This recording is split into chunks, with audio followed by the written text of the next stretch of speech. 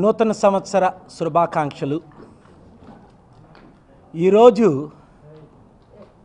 కేసీఆర్ గారు కేటీఆర్ గారిని జగన్ గారిని కలిపినందుకు నా హృదయపూర్వక వందనాలు. ఎందుకంటే కేసీఆర్ గారు ఓ మాట అన్నారు, చంద్రబాబు నాయుడు గారికి మీకు గిఫ్ట్ ఇస్తామని. ఆ గిఫ్ట్ మా ప్రజాశాంతి పార్టీకి మాకు ఇచ్చినందుకు చాలా వందనాలు.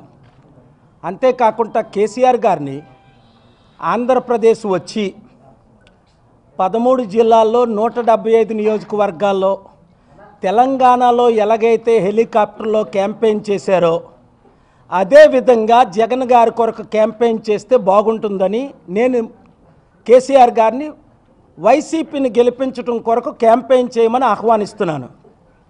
అప్పుడు కనీసం వైసీపీకి డిపాజిట్లు కూడా రాకుండా కోల్పోతారు.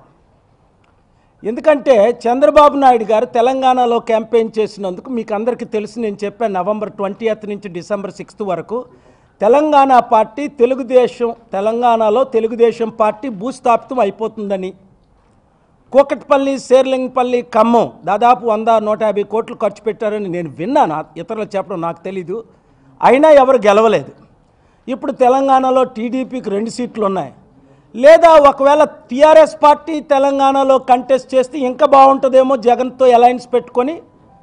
ఇక్కడ తెలుగుదేశం పార్టీ కాంగ్రెస్ ఎలా అలయన్స్ పెట్టుకున్నారో టీఆర్ఎస్ వైఎస్ జగన్ గారు డైరెక్ట్ అలయన్స్ అయితే బాగుంటుందని కోరుకుంటున్నాను. లేదా ఇంకా బాగుంటుంది టీఆర్ఎస్ బీజేపీ వైసీపీ అలయన్స్ పెట్టుకుంటే.